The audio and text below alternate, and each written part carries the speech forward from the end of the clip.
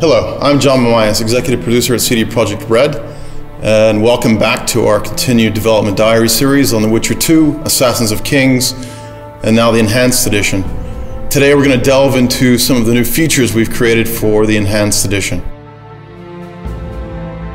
To allay some of the story complexity, we've created some new cinematic sequences and spread them throughout the game. Our partner, Plattige Image, will first talk about the new intro that we've created, and after that our cinematics and art producer will talk about more of the cinematic sequences in the game. Just after finishing The Witcher 1, CD Projekt came to us with the idea of the intro for The Witcher 2, and it was quite a long time ago, it was like 3 years ago, and Witcher 2 wasn't even there, it was just an idea. The intro fills in an important piece of the backstory. Those who've played The Witcher 2 might remember that King Demavend's death at the hand of an assassin is something of a known fact at or near the beginning of the game. The intro shows exactly how that happened, and it shows it in spectacular fashion. From the very, very early stages we knew what will happen in the intro. We also quite early knew where it will happen, because the idea of the action happening on the boat was very early in the process, and it came directly from CD Projekt.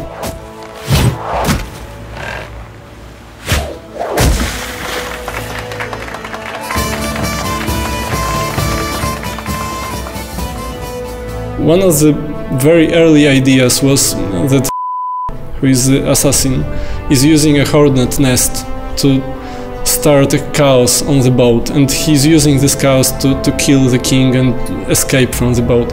But I wasn't sure that it would really work as a cinematic experience, and after some discussions with Adam Badowski and some other people in CD Projekt, we came with the idea of the ice bomb.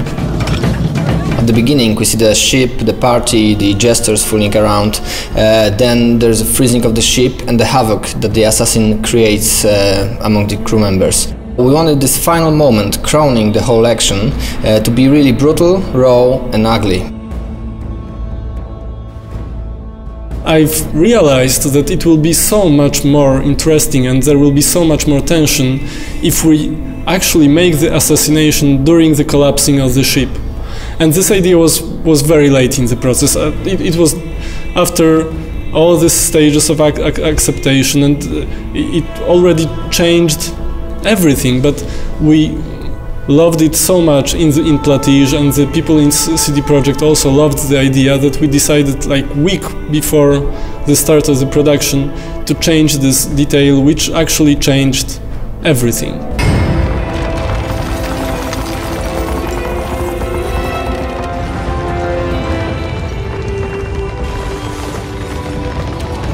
You see individual steps, muscle movements, slashes, and twinkles in the eye that express ferocity or fear. And they're all important. They all bring in a mountain of meaning. They suck you in and draw you to the edge of your seat, and bam, 3.5 minutes and you know you're gonna have one badass motherfucker to contend with.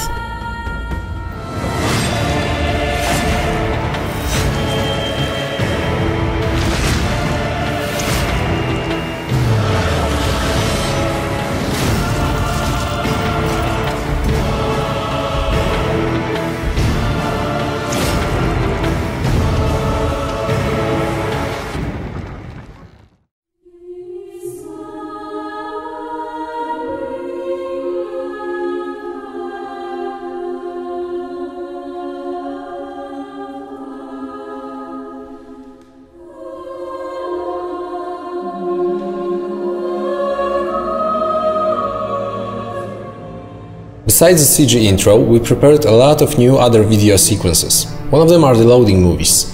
They were constructed to summarize what happened in the previous act and create a smooth transition to the next one.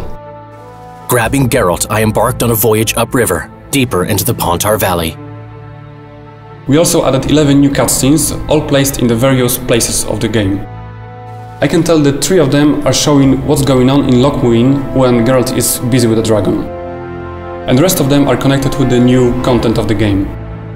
Another type of video sequences that we prepared for the Enhanced Edition are the final boards. These are the short movies that are combined at the end of the game into one big movie that summarizes what happened in the game.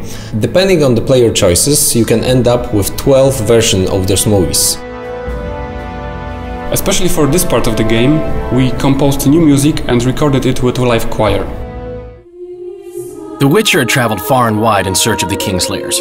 Along the way, he had met both the righteous and scoundrels, Bernard Laredo amongst the latter.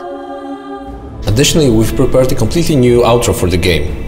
It was fully rendered on our own technology, Red Engine. And right from the start we decided it was going to take place in a whole new location, so yeah, we created a whole new location for it, which includes like new trees, new bushes, everything, just to have it geologically different.